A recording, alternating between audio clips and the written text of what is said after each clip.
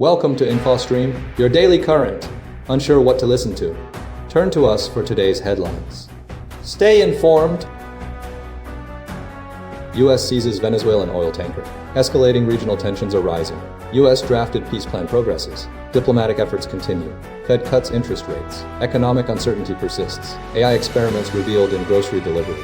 Price manipulation is occurring. Myanmar faces escalating violence. Election preparations are underway. Mexico and China clash over tariffs. Trade tensions are intensifying. Thai-Cambodian border conflict worsens. Drone warfare and accusations escalate. María Corina Machado receives Nobel Peace Prize. A risky journey was undertaken. Ghana deports Israelis. Retaliation is being enacted. Pakistan's ISI chief jailed. A 14-year sentence was handed down. M23 advances in eastern Congo. Shifting allegiances are observed. Benin coup attempt investigated. Regional responses and extradition efforts are ongoing. SpaceX prepares for a massive IPO. The company's potential valuation is $1.5 trillion. Netflix and Paramount compete for Warner Bros. The outcome of the battle is uncertain. Republican Party confronts difficulties. Economic concerns and Trump's actions are a factor. U.S. seizes Venezuelan oil tanker, escalating regional tensions. The United States recently seized a Venezuelan oil tanker, marking a significant escalation in the ongoing tensions surrounding the country's authoritarian regime led by Nicolás Maduro. The operation involved the U.S. Navy boarding the tanker, suspected of transporting sanctioned oil, highlighting Washington's persistent efforts to pressure Maduro into relinquishing power. The move has ignited considerable debate regarding the legality and potential consequences of U.S. actions in the strategically vital region. Several key players are involved. The U.S. government, under President Donald Trump, is spearheading the operation, citing concerns about Maduro's human rights record and the illicit trade of Venezuelan oil. Venezuela's government vehemently condemned the seizure, arguing that it was a blatant attempt to steal the nation's natural resources. The tanker itself, flying the flag of another nation, adds a layer of complexity to the situation, raising questions about international maritime law and potential legal challenges. The operation is viewed as a deliberate attempt to disrupt Venezuela's economy, which has been devastated by sanctions and mismanagement. U.S. officials maintain that the goal is to force Maduro to negotiate a transition to democracy, while acknowledging the challenges posed by the country's entrenched political system. Concerns are mounting about the potential for a wider conflict, given the involvement of other nations and the volatile nature of the region. Experts suggest the seizure represents a calculated risk by Trump, aiming to demonstrate American resolve and project power in Latin America. However, the operation's long-term impact remains uncertain. Legal challenges are anticipated, and the potential for escalation remains a significant concern. The situation underscores the complex geopolitical dynamics at play, and the potential for further instability in the region.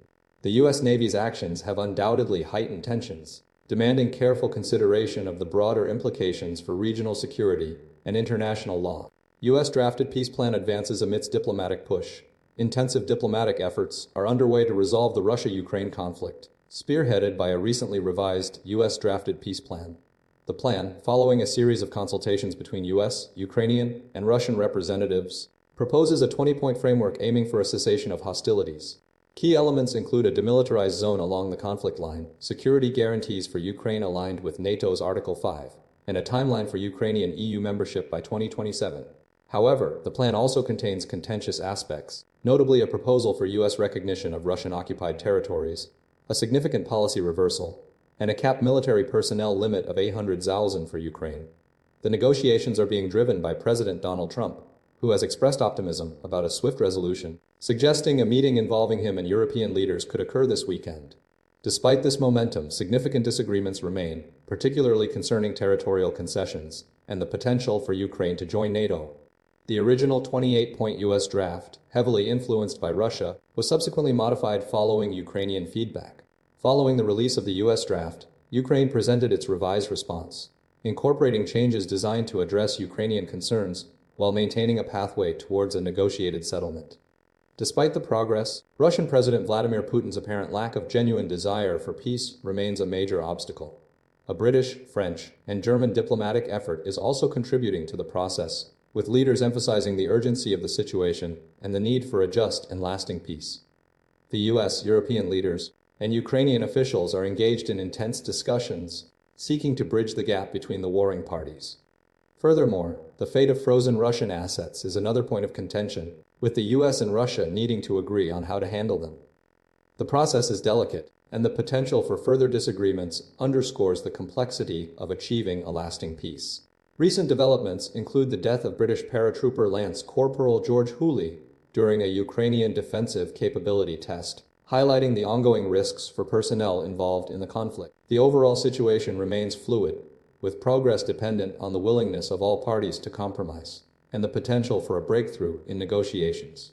Fed cuts interest rates amidst economic uncertainty. The U.S. Federal Reserve has lowered its key lending rate by 0.25 percentage points, marking the third such cut this year, as internal divisions persist regarding future policy adjustments. The decision reflects a balancing act between concerns about a weakening labor market and persistent, albeit moderating, inflation. The Fed's economic projections indicate a single rate cut is anticipated for next year, contingent on incoming data. However, the Fed's decision was not unanimous, with 3 officials dissenting, including Stephen Moran, formerly of Trump's Council of Economic Advisors, who advocated for a larger 0.5 percentage point reduction. The Fed's deliberations are complicated by a data blackout resulting from the recent government shutdown, hindering access to crucial economic indicators.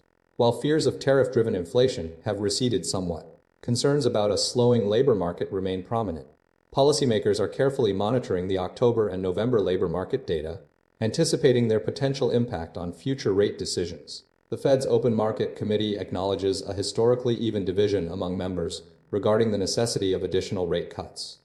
Jerome Powell, Fed chair, emphasized the need for patience, stating the Fed is well positioned to wait to see how the economy evolves. He acknowledged the unusual level of tension surrounding the dual mandates of price stability and maximum employment. Despite the rate cut, the possibility of further reductions is considered low, given expectations of labor market stabilization and inflation remaining above the 2% target. Wall Street responded positively to the rate cut, with the Dow Jones Industrial Average gaining 1.05%, the S&P 500 increasing by 0.67%, and the Nasdaq Composite by 0.33%. Investors were relieved that a rate hike appears unlikely in the near term. The VX, a measure of market volatility, decreased by 7%, reflecting a sense of calm.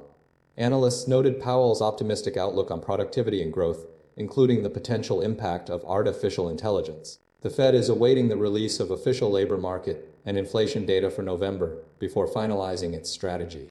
AI-driven price experimentation uncovered in grocery delivery services. A series of recent investigations have revealed instances of algorithmic price experimentation occurring within online grocery delivery services, primarily through Instacart, impacting consumer spending and transparency.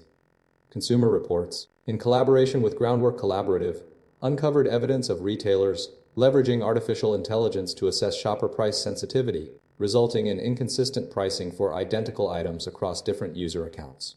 This practice, termed AI-driven price experimentation, exposes consumers to fluctuating costs without their knowledge.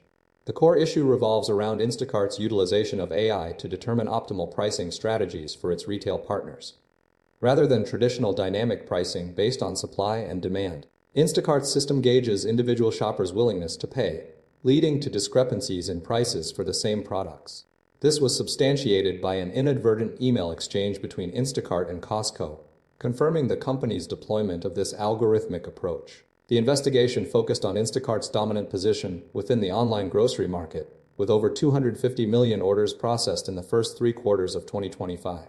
Participants in the study, comprising 437 shoppers, experienced significant price variations for identical items purchased through the platform. For example, a dozen eggs at a Safeway location varied in price from $3.99 to $4.79, while a box of cornflakes ranged from $2.99 to $3.69, representing a 23% price swing. Retailers, particularly those already applying markups, utilize this data to refine their pricing strategies. Instacart defends this practice as a controlled experiment, acknowledging that shoppers are informed of price differences between online and in-store purchases. However, the lack of transparency regarding the algorithmic nature of these price fluctuations raises concerns about consumer trust and the overall fairness of the online grocery marketplace.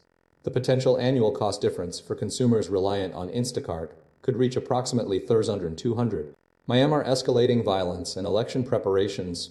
A devastating air strike by Myanmar's military has resulted in the deaths of at least 34 people, including patients at a hospital in Rock U Town, Rakhine State. The attack, which occurred on Wednesday night, targeted a hospital controlled by the Arakan Army, one of the country's strongest ethnic armies. Ground sources report that the strike caused significant damage to the hospital complex, including missing roofs and broken beds. This latest incident underscores the escalating violence within Myanmar, where the military has increasingly relied on air bombardments and paraglider-dropped bombs to reclaim territory from ethnic militias. Since the 2021 coup, thousands have perished and millions have been displaced, fueling a protracted civil war. The junta's tactics have expanded beyond traditional warfare, employing unconventional methods like paraglider-drop bombs, as seen earlier this year when over 20 people were killed during a religious festival protest. Civilian liberties have dramatically diminished, with tens of thousands of political dissidents arrested by the military. The junta is preparing for a general election slated for December 28, aiming to present a facade of political stability. However, international observers and critics denounced the election as a sham, citing concerns about its fairness and legitimacy. The United Nations human rights expert, Tom Andrews, has voiced strong opposition to the election. Recent weeks have witnessed intensified efforts by the junta to suppress dissent, with arrests of individuals accused of disrupting the election process, including those spreading anti-election messages. Several election candidates have been detained by opposition groups, and at least one candidate in Magwe region was apprehended by an anti-junta group. The Arakan army and other opposition factions have pledged to boycott the polls. The junta's continued reliance on military force and its suppression of democratic processes highlight the ongoing instability and humanitarian crisis within Myanmar. The influx of technology from China and Russia has seemingly bolstered the junta's capabilities, furthering its aggressive campaign.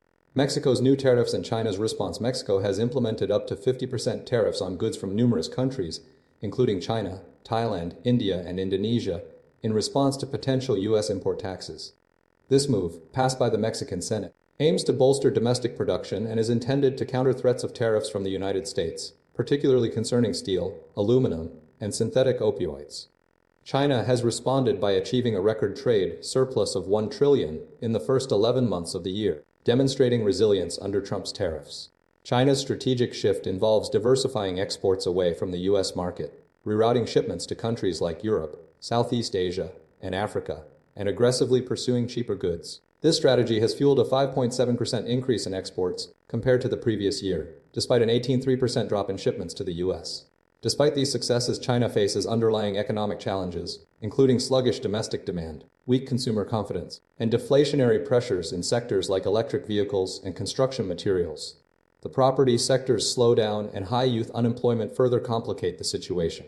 However, China's manufacturing prowess and a pandemic-driven demand boom have contributed to its export growth over the past 5 years. Concerns are rising regarding transshipment practices, where goods are routed through countries like Vietnam for re-export, complicating tariff enforcement. The European Union has already imposed tariffs on Chinese electric vehicles and other goods, intensifying concerns. China's trade surplus is expected to widen further next year, driven by continued export growth and declining imports. The Central Economic Work Conference, scheduled for later this week, will outline Beijing's economic agenda, prioritizing economic strength, scientific and technological capabilities, national defense strength, and continued efforts to expand domestic demand. Despite challenges, China remains committed to achieving its 5% annual growth target, signaling a cautious approach to stimulus measures. The situation highlights a complex interplay of trade policies, economic vulnerabilities, and strategic adjustments within the global economy. Thai-Cambodian border conflict intensifies amidst drone warfare and mutual accusations, and recent clashes along the Thai-Cambodian border have escalated dramatically, fueled by persistent disagreements, the deployment of combat drones, and retaliatory airstrikes. The core of the conflict stems from disputed territory, particularly around the Pre Vihir temple, and ongoing accusations of border violations. A key catalyst was a Thai engineering team's work on an access road, which triggered an attack by Cambodian forces, leading to several Thai soldier injuries and a subsequent ceasefire breakdown. Both Thailand and Cambodia have engaged in a dangerous game of escalation, utilizing combat drones as a primary weapon. Cambodian forces are accused of utilizing these drones, including first-person view, FPV drones carrying 82 mortar rounds, to target Thai military positions and personnel, often from concealed locations such as casinos across the border. Thai military personnel have responded with airstrikes, targeting these drone launch sites and associated facilities, including the Royal Hill Resort and Casino at Osmak in Otter Manchi province. The conflict has seen the deployment of multiple rocket launchers and the use of suicide drones designed to penetrate Thai bunkers.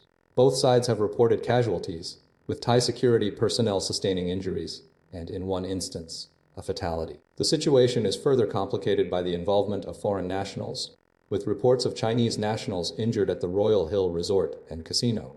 Military efforts are focused on disrupting drone operations and securing border areas.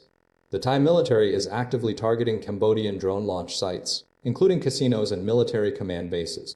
The Royal Thai Air Force has utilized JS-39 Gripen fighter jets to conduct these strikes. The Cambodian military continues to deploy drones and has been accused of utilizing ancient temples as military bases. The Thai military is prioritizing self-defense and territorial integrity, while Cambodia views external intervention as a means of addressing perceived imbalances in bilateral negotiations. The conflict highlights a deep-seated mistrust and a lack of diplomatic progress, with both nations struggling to find a sustainable resolution to their border dispute. The situation remains volatile, with ongoing military maneuvers and continued threats from drone attacks. María Corina Machado accepts Nobel Peace Prize after high-risk journey. María Corina Machado, the Venezuelan Nobel Peace Prize winner, achieved a dramatic victory by accepting her award in Oslo after months of hiding and facing significant travel restrictions imposed by the Maduro government. The journey was fraught with danger, involving disguises, navigating 10 military checkpoints, and a daring sea voyage. Her daughter, Ana Karina Sosa, stepped in to deliver Machado's acceptance speech, highlighting the emotional impact of their separation and expressing the determination of the opposition leader to return to a free Venezuela. Sosa conveyed Machado's message of hope and resilience, emphasizing the Venezuelan people's yearning for normalcy and freedom. The acceptance speech itself was delivered from a pre-written lecture, detailing the struggle for a just and peaceful transition from dictatorship to democracy in Venezuela, a core justification for the award. Sosa underscored the personal sacrifices made by Machado and her family, particularly the 2 years of separation from their children. The audience, including members of Norway's royal family, responded with a prolonged standing ovation, acknowledging the immense risk taken by Machado and her team. Prior to the ceremony, there was considerable uncertainty surrounding Machado's presence, fueled by the Nobel Institute's initial lack of information and the Maduro government's threats. Machado herself communicated her arrival via audio recording, confirming she was on her way to Oslo, but ultimately arriving too late for the official event. Her team, including her mother and 3 sisters, were also present in Oslo, eagerly awaiting reunion. Adding to the complexity, the Maduro regime continues to accuse Machado of terrorism and conspiracy, attempting to justify their actions and maintain control. The U.S. government's involvement in assisting Machado's escape is acknowledged, with Machado stating she received support from the United States. The situation highlights the ongoing political instability in Venezuela and the international community's efforts to support a democratic transition. The journey itself was described as a desperate act of defiance, a testament to Machado's unwavering commitment to her cause. Ghana deports Israelis in retaliation over alleged mistreatment. Ghana recently deported 3 Israeli nationals from Kotoka International Airport in Accra, initiating a tit-for-tat response following accusations of disrespectful treatment towards Ghanaian citizens in Israel. The Ghanaian Foreign Ministry summoned the Israeli embassy's senior diplomat, signaling a formal condemnation of the actions. According to Ghana, 3 Israelis were released after a 5-hour detention, while the remaining 3 were deported due to what Ghana described as humiliating treatment. 7 Ghanaians, including members of a cybersecurity delegation attending a conference in Tel Aviv, had previously been allegedly detained without explanation. This incident has escalated tensions between the 2 nations, despite decades of historically friendly relations. Ghana emphasized that its citizens deserve to be treated with dignity and respect, mirroring the standards Ghana expects for its own nationals abroad. Foreign Minister Samuel Okadzito Ablakwa stated the government intended to deport 1 Israeli for every Ghanaian sent back from Israel, highlighting the seriousness of the situation.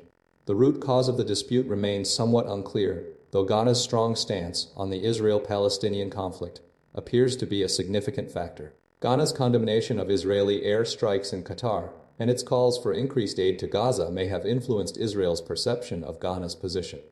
Ghana maintains that its embassy in Tel Aviv is responsive and compliant with international law, disputing Israeli accusations that the embassy wasn't cooperating with the deportation of Ghanaian citizens.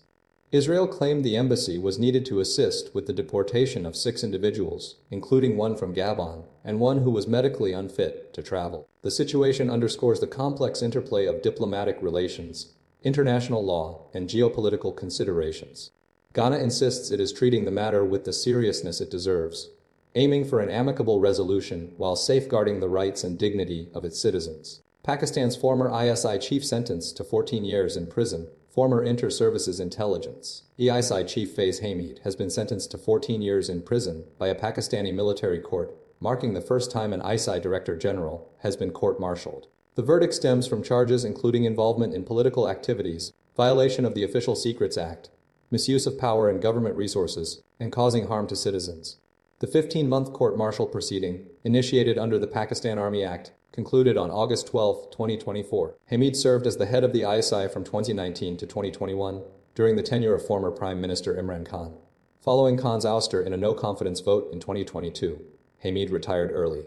The charges against him relate to his alleged role in fomenting political agitation and instability, specifically linked to protests against Khan's arrest on May 9, 2023. The ISPR, Pakistan's military public relations arm, confirmed the sentencing and stated that Hamid was provided with a defense team of his choice and retains the right to appeal the decision through the appropriate forum, most likely the Supreme Court of Pakistan. The proceedings were held behind closed doors. Hamid's lawyer Mian Ali Ashfaq asserted his client's innocence, stating he is 100% innocent, and expressed surprise at the verdict. Ashfaq confirmed that the legal team is currently seeking a copy of the court's decision to initiate the appeal process, beginning with an appeal to the army chief. The initial appeal will be followed by a petition to the Supreme Court of Pakistan. The legal team intends to present their case and seek justice. The sentencing represents a significant development in Pakistan's political landscape, raising concerns about the potential implications for the military and the country's democratic institutions. The case highlights the ongoing tensions and controversies surrounding Imran Khan's ouster and the subsequent events within Pakistan.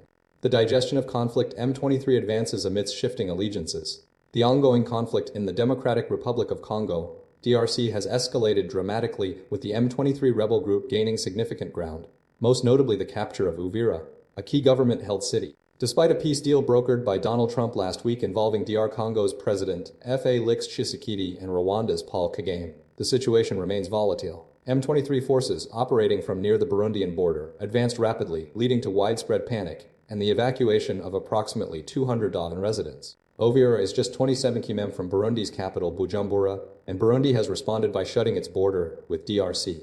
The US, European Union, and several European nations have expressed deep concern over the violence, accusing Rwanda of supporting the M23 offensive and calling for an immediate halt to hostilities. Rwanda vehemently denies any involvement, accusing the DRC and Burundi of violating the ceasefire by bombing villages near its border.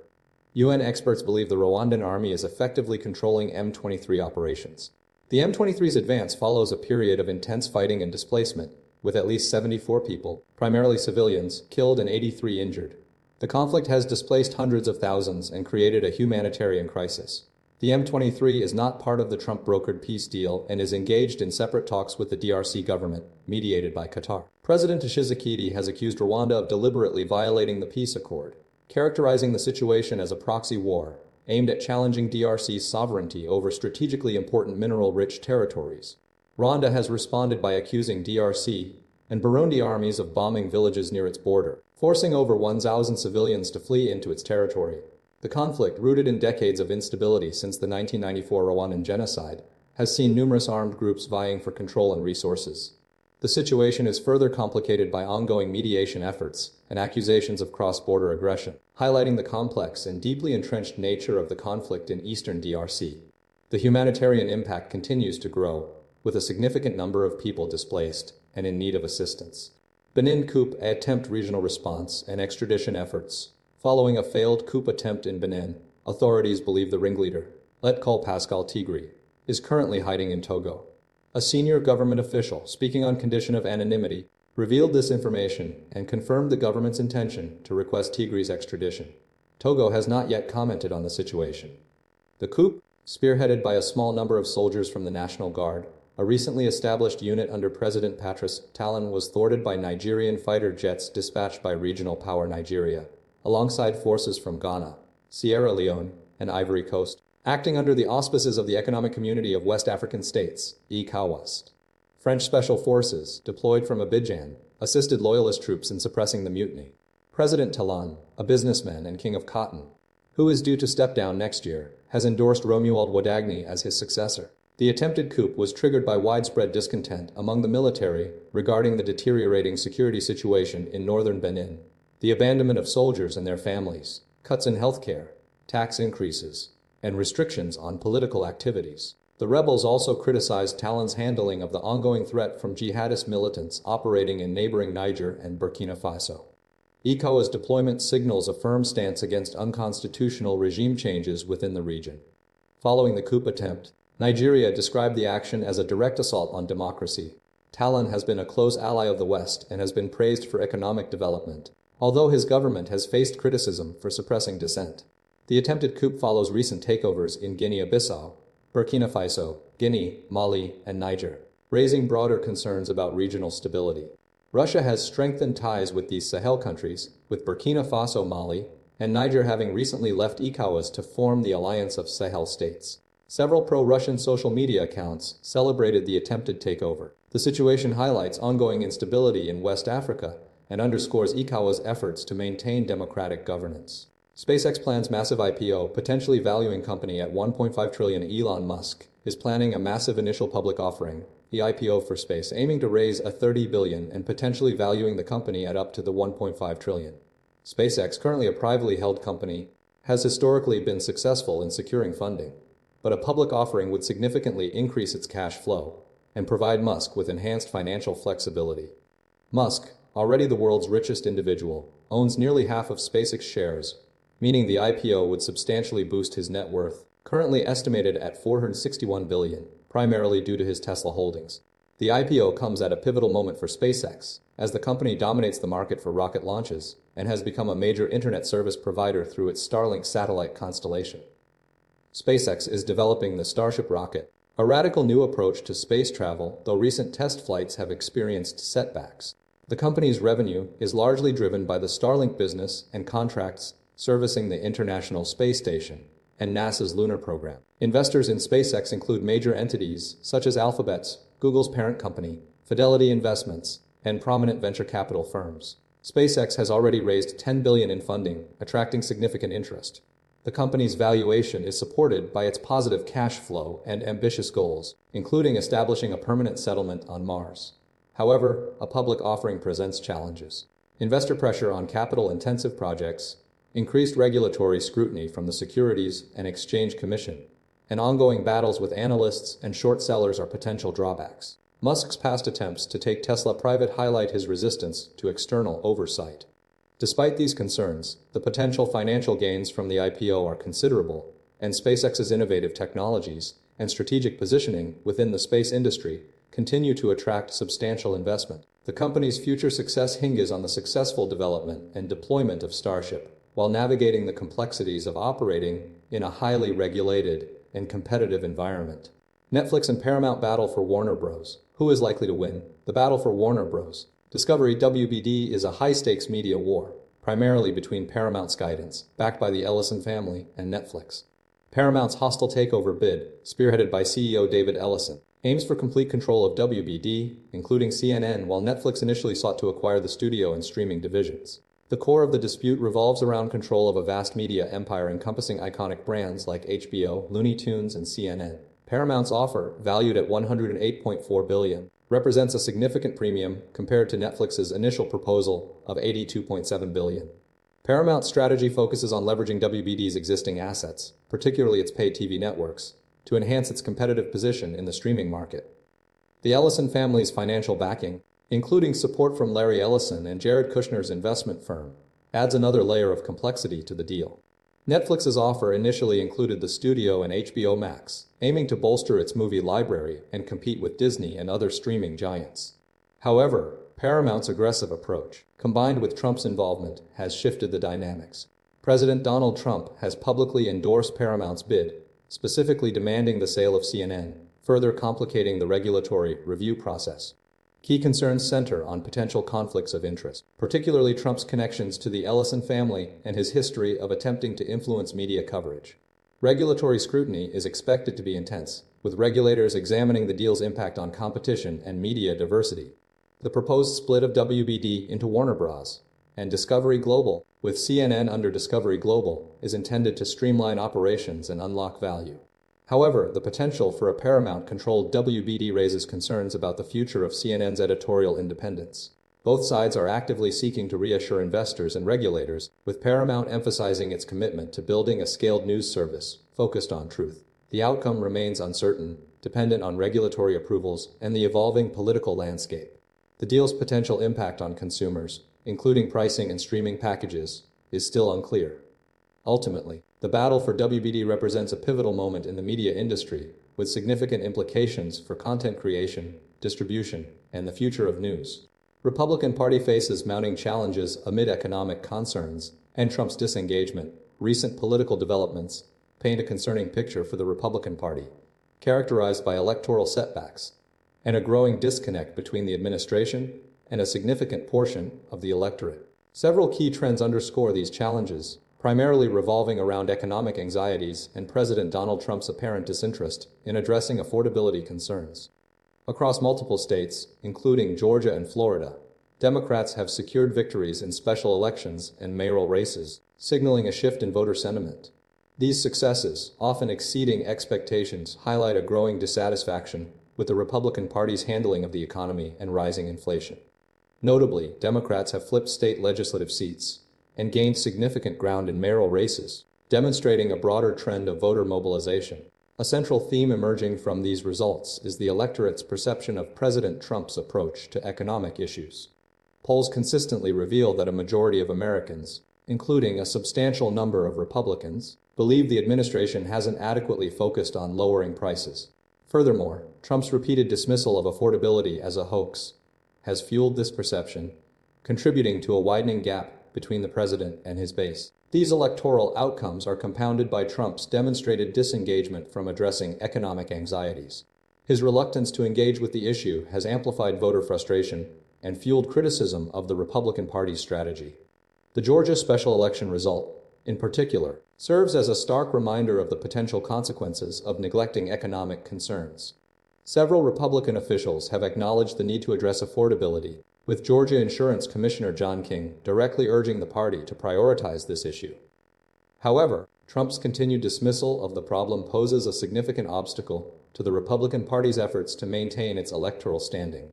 The combination of economic anxieties, electoral losses, and presidential disengagement presents a formidable challenge for the GOP as it heads toward the 2026 midterm elections.